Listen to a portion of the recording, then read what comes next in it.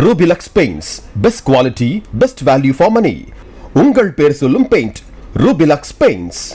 கரூர் கூட்ட நெரிசல் வழக்கு தொடர்பாக டெல்லி சிபிஐ அதிகாரிகளிடம் ஆஜரான விஜயிடம் அதிகாரிகள் 7 மணி நேரம் விசாரணை நடத்தினர். சிபிஐயின் கேள்விகளுக்கு விஜய் அளித்த பதில்கள் ஆவணப்படுத்தப்பட்டு அவரிடம் கையெழுத்து பெறப்பட்டுள்ளது.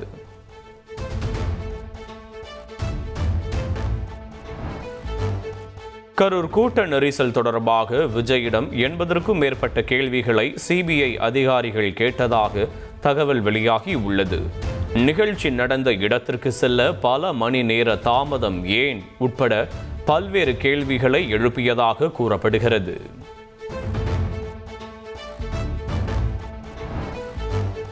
கூட்ட நெரிசல் பற்றி தெரிந்த நேரம் குறித்தும் சம்பவ இடத்திலிருந்து வெளியேறிய நேரம் குறித்தும் விஜயிடம் சிபிஐ அதிகாரிகள் கேள்வி கேட்டதாக சொல்லப்படுகிறது. பல கேள்விகள் ஆம் இல்லை என்று பதில் அளிக்கும் வகையில் கேட்கப்பட்டதாக கூறப்படுகிறது. கூட்ட நெரிசல் வழக்கு தொடர்பாக எப்போது விசாரணைக்கு அழைத்தாலும் விஜய் ஆஜராக சிபிஐ உத்தரவிட்டுள்ளதாக தகவல் வெளியாகி உள்ளது. மீண்டும் பொங்கல் பண்டிகைக்கு பின் விஜயை விசாரணைக்கு மீண்டும் அழைக்க சிபிஐ திட்டமிட்டுள்ளதாகவும் கூறப்படுகிறது.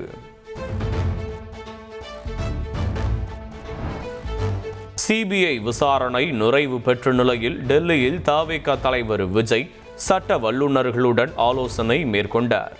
சிபிஐ அதிகாரிகள் எழுப்பிய கேள்விகள் குறித்து ஆலோசித்த விஜய் இன்று காலை டெல்லியிலிருந்து சென்னை திரும்புகிறார்.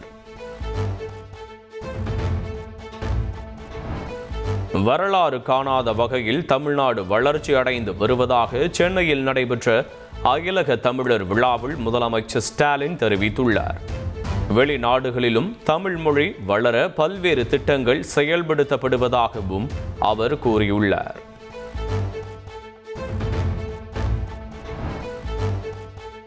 ஓரிரு நாளில் புதிய கட்சி ஒன்று என்டிஏ கூட்டணியில் இணையும் என அதிமுக பொதுச் செயலாளர் எடப்பாடி பழனிசாமி தெரிவித்துள்ளார்.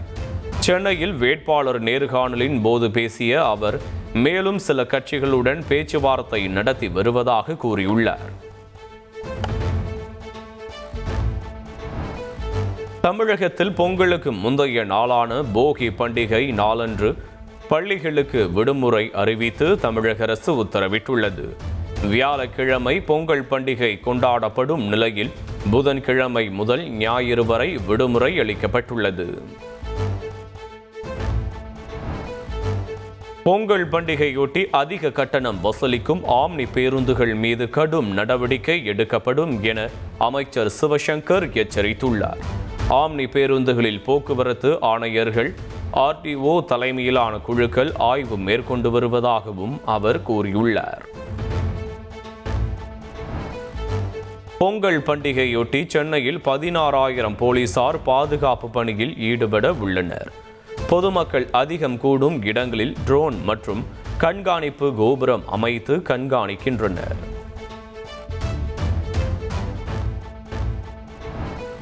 தங்கம் விலை சவரனுக்கு 1,760 ரூபாய் உயர்ந்து இதுவரை இல்லாத வகையில் புதிய உச்சம் தொட்டுள்ளது. ஒரு சவரன் தங்கம் 1,04,960 ரூபாய்க்கும் 1 கிராம் தங்கம் 13,120 ரூபாய்க்கும் விற்பனையாகிறது. வெள்ளி விலை ஒரே நாளில் கிலோவுக்கு 12,000 ரூபாய் அதிகரித்து 2,87,000 ரூபாய்க்கு விற்பனையாகிறது. 1 கிராம் வெள்ளி 287 ரூபாய்க்கு விற்பனை செய்யப்படுகிறது.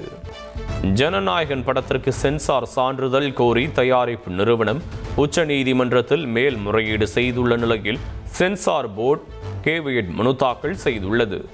தங்கள் தரப்பு கருத்தை கேட்காமல் எவ்வித உத்தரவையும் பிறப்பிக்க கூடாது என வலியுறுத்தியுள்ளது.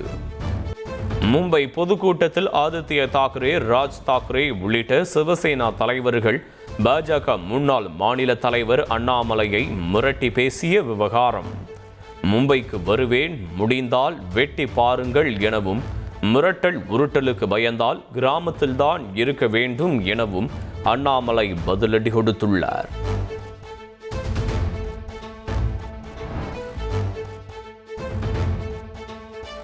திருவள்ளூரில் வடமாநில இளைஞர் மீது தாக்குதல் நடத்திய விவகாரத்தில் திடீர் திருப்பம் ஏற்பட்டுள்ளது. மது போதையில் அத்துமீறி வீட்டில் புகுந்து தூங்கியதால் திருடன் என நினைத்து பொதுமக்கள் தாக்கியது தெரிய வந்துள்ளது. திருப்பரங்குன்றம் மலை மீது உள்ள கள்ளத்தி மரம் இருக்கும் இடத்திற்கு செல்ல முயன்ற பாஜக மூத்த தலைவர் ராஜாவை போலீசார் தடுத்து நிறுத்தினர். ராஜா உள்ளிட்ட பாஜகவினர் போலீசாருடன் வாக்குவாதத்தில் ஈடுபட்டதால் பரபரப்பான சூழல் நிலவியது. சென்னை கீழ்ப்பாக்கம் அரசு மருத்துவமனையில் ரவுடி வெட்டி கொல்லப்பட்ட சம்பவத்தில் 8 பேர் கைது செய்யப்பட்டுள்ளனர்.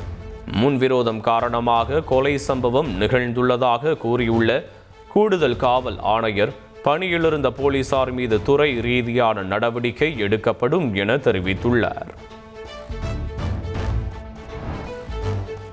ரவுடி கொலை எதிரொலியாக அனைத்து அரசு மருத்துவமனைகளிலும் 24 மணி நேரமும் நோயாளிகளின் உறவினர்களுக்கு டேக் வழங்க உத்தரவிடப்பட்டுள்ளது.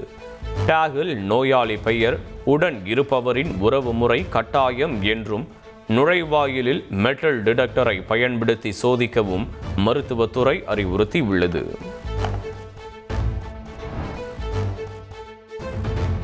புதுச்சேரி 100 அடி சாலை மேம்பாலம் அருகே ஆம்னி பேருந்தில் திடீர் தீ விபத்து ஏற்பட்டது. தீ பிடித்ததை அவ்வழியாக சென்ற ஆட்டோ ஓட்டுநர் எச்சரித்ததால் பேருந்தில் பயணித்த 13 பேரும் அதிர்ஷ்டவசமாக உயிர் தப்பினர்.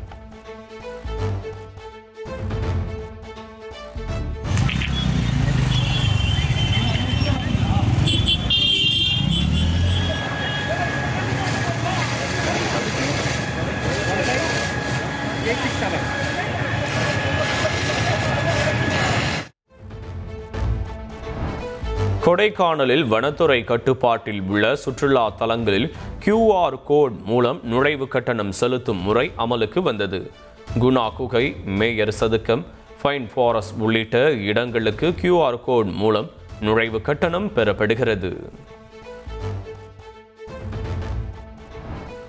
விவாதம் மற்றும் மாற்றுக்கருத்து ஒரு ஆரோக்கியமான ஜனநாயகத்தின் அடையாளம் என துணை ஜனாதிபதி CP ராதாகிருஷ்ணன் பேசியுள்ளார்.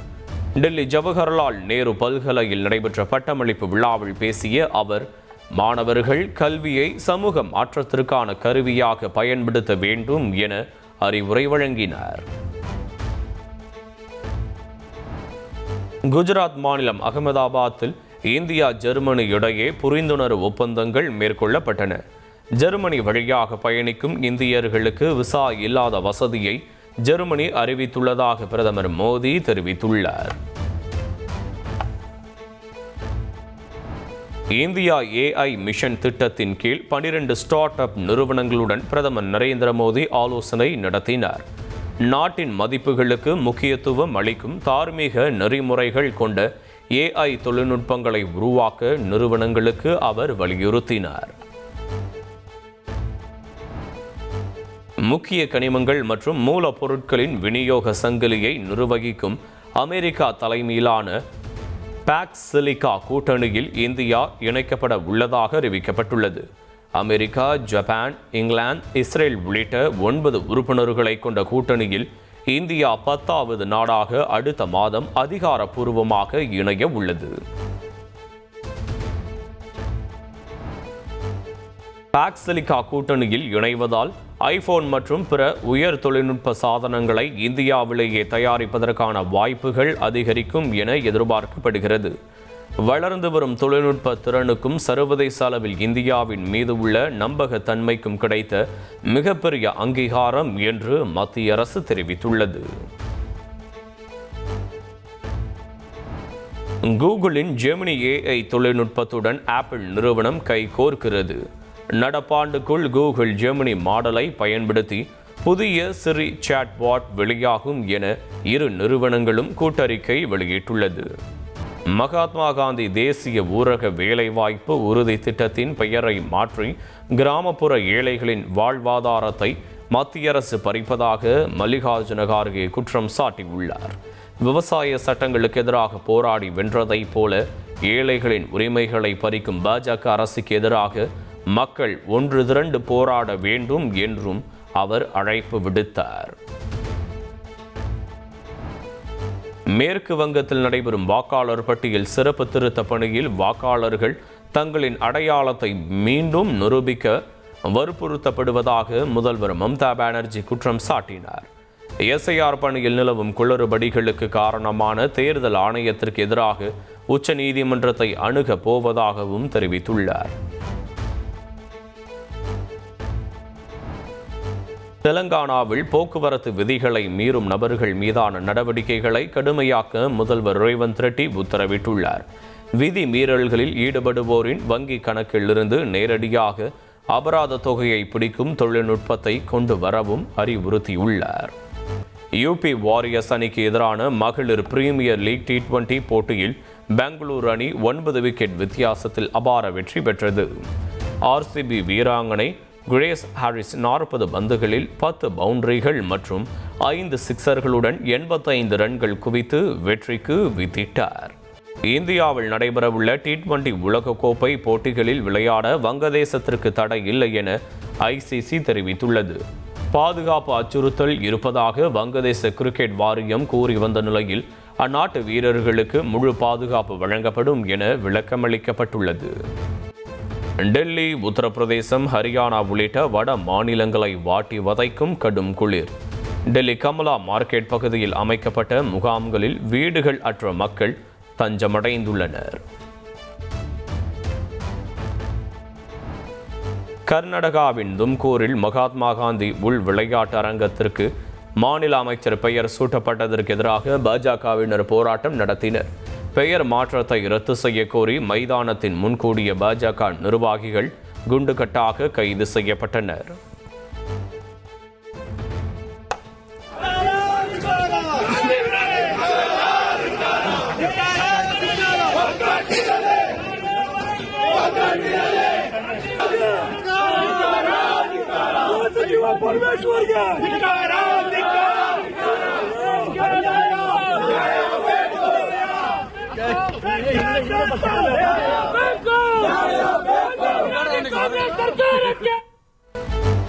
மத்திய பிரதேசத்தில் தடை செய்யப்பட்ட சீன மாஞ்சா நூலை சிறுவர்கள் பயன்படுத்தினால் அதற்கு பெற்றோரே பொறுப்பு என்று இந்தூர் உயர்நீதிமன்றம் திட்டவட்டமாக தெரிவித்துள்ளது. சீன மாஞ்சா நூலுக்கு விதிக்கப்பட்டுள்ள தடையை மாநில அரசு மிக கடுமையாக அமல்படுத்த வேண்டும் என்றும் உத்தரவிட்டுள்ளது.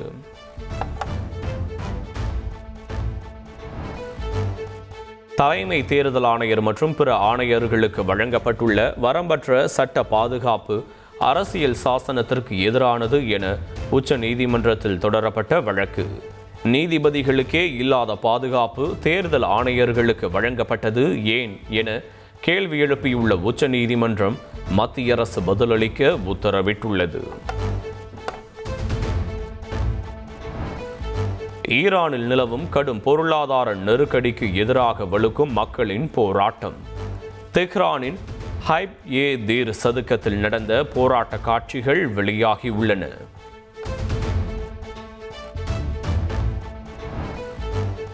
ஈரான் வன்முறையில் கொல்லப்பட்டவர்களின் உடல்களை புனவரையில் வைக்கும் வீடியோ வெளியாகியுள்ளது.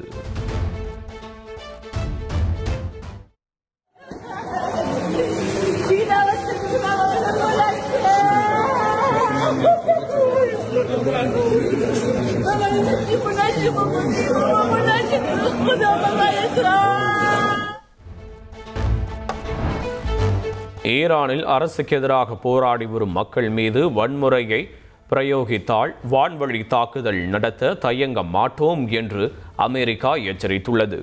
ஈரான் அரசு பகிரங்கமாக தெரிவிக்கும் கருத்துகளுக்கும் இரகசியமாக தங்களுக்கு அனுப்பும் செய்திகளுக்கும் இடையே பெரிய வித்தியாசம் இருப்பதாக வெள்ளை மாளிகை கூறியுள்ளது. தங்கள் மீது தாக்குதல் நடத்தினால் அதை முறியடிக்க ஆயுதப்படைகள் தயார் நிலையில் உள்ளதாக அமெரிக்காவுக்கு ஈரான் வெளியுறவு அமைச்சகம் எச்சரிக்கை விடுத்துள்ளது. உள்நாட்டு கலவரத்தில் இதுவரை 544 பேர் கொல்லப்பட்டுள்ள நிலையில் தேசத்தின் ஒருமைப்பாட்டை காக்க முழு பலத்துடன் தயாராக உள்ளதாகவும் ஈரான் அரசு தெரிவித்துள்ளது. ஈரானுடன் வர்த்தகம் செய்யும் எந்த ஒரு நாட்டிற்கும் 25% வரி விதிக்கப்படும் என அமெரிக்க அதிபர் ட்ரம்ப் அறிவித்துள்ளார். உடனடியாக அமலுக்கு வரும் இந்த வரி விதிப்பு இறுதியானது என அவர் தெரிவித்துள்ளார்.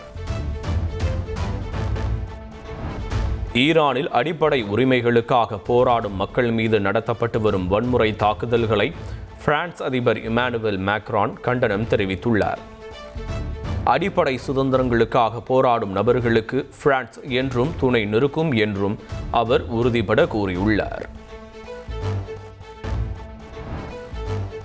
ஈரானில் அரசுக்கு எதிரான போராட்டம் நாளுக்கு நாள் வலுப்பெற்று வரும் நிலையில் நிலைமையை உன்னிப்பாக கவனித்து வருவதாக இந்திய வெளியுறவுத்துறை தெரிவித்துள்ளது.